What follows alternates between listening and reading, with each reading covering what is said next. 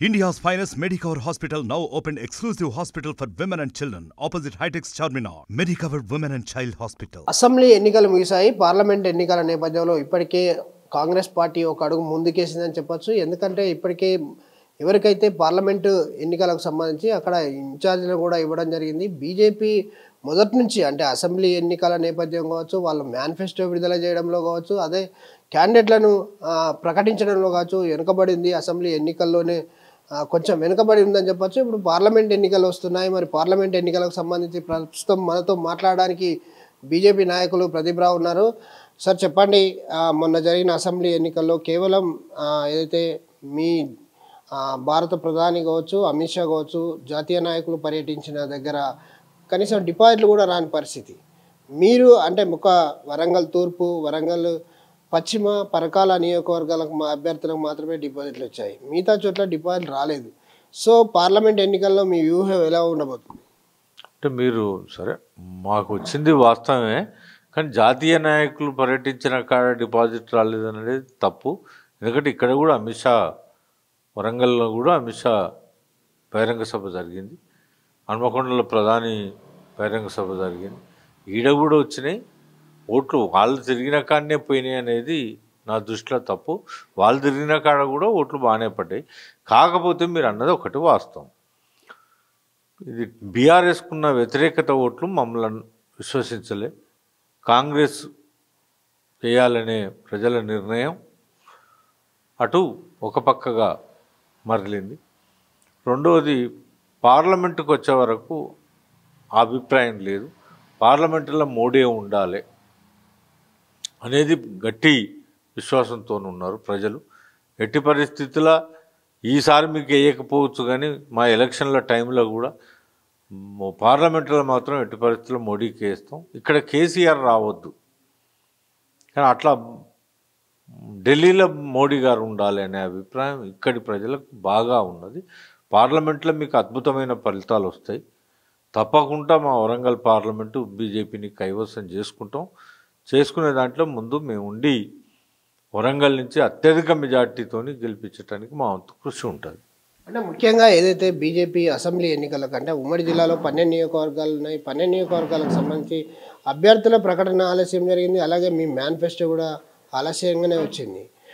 ఏదైతే కంపల్సరీ గెలుస్తాయి అనుకున్నా, అంటే ఇటు తూర్పు కావచ్చు, పశ్చిమ కావచ్చు, పరకాల బీజేపీ అభ్యర్థులు గెలుస్తా అన్నారు, కానీ ఓడిపోవడం జరిగింది. అంటే ఆలస్యానికి కారణం ఇదే అనుకోవచ్చా, ఇంకా వేరే ఏమైనా కారణాలు ఉన్నాయా? ప్రజలు పర్టికులర్గా ఈసారి కాంగ్రెస్ని విశ్వసించారు. అంటే ఇక్కడ ఈ రాష్ట్రంలో కేసీఆర్ను దించాలి, మళ్ళా కాంగ్రెస్కి అవకాశం ఇవ్వాలి. ఎందుకంటే ప్రజలలో ఒక అపోహ వచ్చింది, భారతీయ జనతా పార్టీ కూడా బీఆర్ఎస్కు సపోర్ట్ చేస్తుందేమో అనే అపోహ వచ్చింది. ఆ సందర్భంగా కొంతమంది కొన్ని వర్గాలు కూడా మాతో చెప్పటం జరిగినాయి. ఈసారి మాత్రం మేము కాంగ్రెస్కి వేస్తాం, వచ్చేసారి మళ్ళా పార్లమెంటుకు మోడీ గారికి వేస్తాం అనేది వాళ్ళు చెప్పింది. ఈసారి కేసీఆర్ మీద కసి, కాంగ్రెస్ మీద లాభం. అట్లా కాంగ్రెస్ కార్యకర్తలు మాత్రం ఎక్కడ తిరిగారు? వాళ్ళు ఇంకా మా ప్రచారంలో వాళ్ళది 50% ప్రచారం కూడా లేదు. వాళ్ళు ఎక్కడ 5 సంవత్సరాల నుంచి ఎక్కడ అవపడం కూడా లేదు. అయినా ప్రజలు వాళ్ళకు ఓట్లు వేసిండ్రు అంటే కాంగ్రెస్ గాలి వీసింది అనుకోవచ్చా, లేదా బీజేపీ ఏదైతే బీఆర్ఎస్కు ప్రత్యామ్నాయంగా ఎదిగింది బీజేపీ అని చెప్పేసి అప్పటికే చెప్పుకోవడం జరిగింది, కానీ మీ అధ్యక్షుని మార్పు తోటే ఇదంతా జరిగిందా? అట్లేం కాదు, ప్రజలు నమ్ముతానులే. బీఆర్ఎస్కి వేసినా బీజేపీకి వేసినా ఇక్కడ ఈసారి కేసీఆర్ ఉంటాడు. బీఆర్ఎస్కు అంటే బీజేపీకి 30 సీట్లు వచ్చినా మళ్ళీ బీజేపీ కేసీఆర్నే చేస్తారు. దాంతో కాంగ్రెస్ని వాళ్ళు విశ్వసించారు. ఎట్టి పరిస్థితుల్లో కేసీఆర్ని ఉండొద్దు అనుకున్నారు కనుక మాకేసినా మళ్ళీ కేసీఆర్కే వస్తుంది అనే అపోహ ప్రజలలోకి వచ్చి కాంగ్రెస్కు లాభం జరిగింది. అంటే అదంతా కూడా కవితను అరెస్ట్ చేయకపోవడం కావచ్చు, మేడిగడ్డ ప్రాజెక్టు విషయంలో కావచ్చు, బీజేపీ స్తబ్దతగా ఉంది. సో ఈ రెండు ఒక్కటే అని కూడా ప్రజలు అనుకున్న నేపథ్యం కావచ్చు, కాంగ్రెస్ వైపు ఓటు మళ్ళీంది అనుకోవచ్చా? కొంత వాళ్ళు ఆ ప్రచారం, కాంగ్రెస్ చేసిన ప్రచారాన్ని నమ్మే అది కొంత వాళ్ళకు లాభం జరిగింది. ప్రజలు నమ్మేయగలిగినారు వాళ్ళు. కానీ ఇప్పుడిప్పుడు వాళ్ళకు అర్థమవుతున్నది. పార్లమెంటు మాత్రం ఎట్టి పరిస్థితుల్లో మోడీ గారిని ఆశీర్వదిస్తారనే విశ్వాసం. ఎందుకంటే మీరు తిరుగుతున్నప్పుడు కూడా వాళ్ళు చెప్పుకొచ్చింది అవపడ్డది.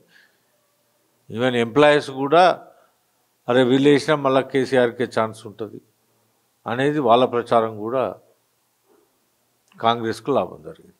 ఎందుకు ప్రతిసారి ప్రదీప్ రావు దగ్గర వరకు వచ్చి ఓడిపోతున్నాడంటే ఏం చెప్తారు?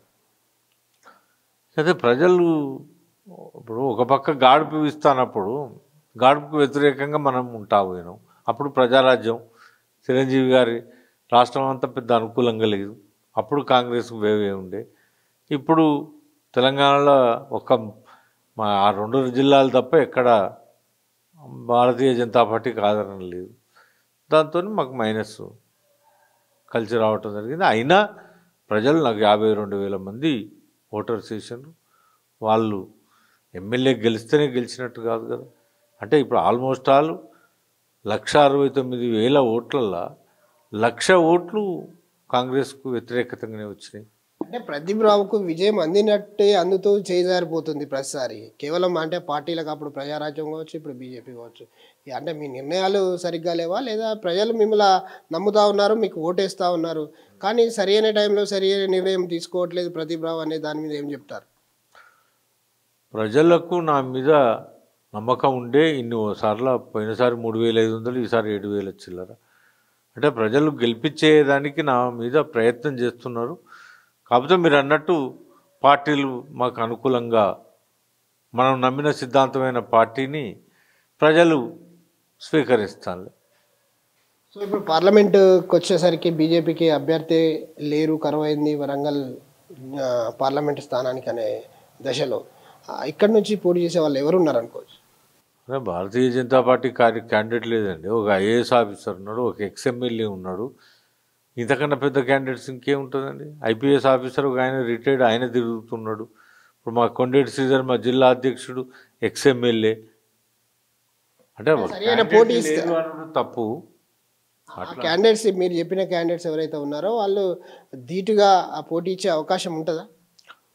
అది ఇక ఎక్స్ఎమ్మెల్యేనే ప్రజలలో ఇదివరకు విశ్వాసం పొందినోడైనా ఇవాళ జిల్లా పార్టీ ప్రెసిడెంట్ అయినా విశ్వాసం అనే దానికి వేవు రావాలి. కానీ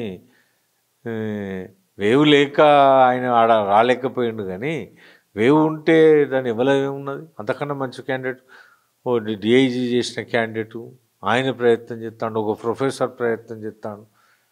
కాకపోతే మన ఉస్మానియా యూనివర్సిటీలో ఒక ప్రొఫెసర్ వినోద్ కుమార్ అని, ఇంతకన్నా మంచి క్యాండిడేట్లు ఉంటారా? క్యాండిడేట్లు లేదన్నట్టు తప్పు. మాకు జిల్లా పార్టీ ప్రెసిడెంట్ మొన్న వర్ధనపేట నుంచి కాంటెస్ట్ చేసిండు, ఆయనకు సుమారు 18,000 ఓట్లు వచ్చినాయి. అంతవరకు ఎమ్మెల్యేగా చేసిండు. పార్లమెంట్ అనగానే 7 అసెంబ్లీ స్థానాలు కావాలి, ఒక వర్ధన్నపేటనే ఉంటే సరిపోదు. వర్ధన్నపేటకు చేశాడు, వర్ధన్నపేటలో కూడా ఓడిపోవడం కూడా జరిగింది. సో పార్లమెంట్కి వచ్చే వరకు 7 నియోజకవర్గాలకు కలుపుకుని పోయే నాయకుడు కావాలి కదా. ఇప్పుడు పార్లమెంట్ అంటే ఇదివరకు దయాకర్ నిలబడ్డాడు. ఎంపీ కాకముందుకు ఏందైన పరిస్థితి చెప్పండి. 1,00,000 ఓట్ల మెజార్టీ, 3 లక్షల ఓట్ల మెజార్టీ వచ్చింది. శ్రీయర్ రాజీనామా చేస్తే, శ్రీయర్ అంటే సరే ఓటర్ ఫిగర్ అనుకుందాం, తర్వాత దయాకర్ని పెట్టినాం. దయాకర్ని పెడితే ఏంది, ఎంత మెజార్టీ? అది శ్రీయర్ కన్నా ఎక్కువ మెజార్టీ వచ్చింది. తెలంగాణ మూమెంట్, తెలంగాణ గాలి నేపథ్యం అనేది కావాలి. కానీ మోడీకి ఓట్లు వేయాలనుకుంటా అన్నప్పుడు క్యాండిడేటు పర్వాలే, తెలికల్లోడు, ఎక్స్ఎమ్మెల్యే ఒక ఆయన ఉన్నాడు, ఒక ప్రొఫెసర్లు ఉన్నారు. పార్టీ ఎవరికి టికెట్ ఇచ్చినా మేము చేయడానికి తయారున్నాం. సో పార్లమెంటు మన తెలంగాణలో 17 స్థానాలు ఉన్నాయి. బీజేపీ ఎన్ని గెలుచుకోబోతుందంటే ఏం చెప్తారు? నాకు ఎరుకున్న కాడికి ఎట్టి పరిస్థితుల్లో 10కి తక్కువ రావని నేను అనుకుంటాను. ఎందుకంటే ప్యూర్గా మహబూబాద్ అట్లాంటి కాడ నేను చెప్పలేను. కానీ ఇప్పుడు ఈ సిటీకి చైతన్యం ఉన్న జిల్లాలన్నీ కూడా నరేంద్ర మోడీ గారిని ఆశీర్వదించడానికి తయారున్నారు. కనుక తప్పకుండా మెజార్టీ స్థానాలు భారతీయ జనతా పార్టీకి వస్తాయి. చూడొచ్చు, రాబోయే పార్లమెంట్ ఎన్నికల్లో దాదాపు తెలంగాణలో ఉన్నటువంటి 17 పార్లమెంటు స్థానాల్లో 10 బీజేపీ కైవసం చేసుకుంటుంది. గతంలో చూసుకున్నట్టయితే అసెంబ్లీ నియోజకవర్గాల్లో ఏదైతే 3 రాష్ట్రాల్లో బీజేపీ అధికారం చేపట్టింది. ఇక్కడ అసెంబ్లీకి వచ్చే వరకు కొంత జరిగిన మాట వాస్తవమే. కానీ ఇక్కడ వేవ్ అనేది కాంగ్రెస్ సైడ్ గాలి వచ్చింది. కాంగ్రెస్లో కొత్త వాళ్ళంతా కూడా గెలవడం జరిగింది. అంటే ప్రజలంతా ఒక మార్పు కోరుకున్నారు కాబట్టి మేము ఓడిపోయాం తప్ప ఎక్కడ కూడా ప్రదీప్ రావును ప్రజలు విశ్వసించారు. ప్రజలు కూడా ఎక్కడ కూడా తిరస్కరించలేదు. పూర్తిగా ప్రదీప్ రావును నమ్మారు. తను ప్రజారాజ్యంలో ఉన్నప్పటికీ, బీజేపీలో ఉన్నప్పటికీ, కానీ సరైన టైంలో కొన్ని సరైన నిర్ణయాలు తీసుకోకపోవడమే కొంత ఓటమి చవిచూడడం జరిగింది. కానీ ప్రజల్లో మాత్రం ప్రదీప్ రావు అనే తోడు ఎప్పుడు చిరస్మరణీయంగా ఉంటాడు. ఇది ప్రజల్లో ఇచ్చిన తీర్పు కాబట్టి దీన్ని నేను గౌరవిస్తాను. రాబోయే పార్లమెంటు ఎన్నికల్లో బీజేపీ గెలుపు కోసం తన వంతు ప్రయత్నం అయితే చేస్తానని చెప్పేసి అయితే ప్రదీప్ రావు చెబుతా ఉన్నారు. కెమెరామెన్ రాజుతో విద్యాసాగర్, RTV న్యూస్, వరంగల్. మరిన్ని వీడియోస్ కోసం ఛానల్ ని సబ్స్క్రైబ్ చేయండి. లేటెస్ట్ అప్డేట్స్ కోసం వాట్సాప్ ఛానల్ ని ఫాలో చేయండి. అండ్ లింక్ డిస్క్రిప్షన్ లో ఉంది.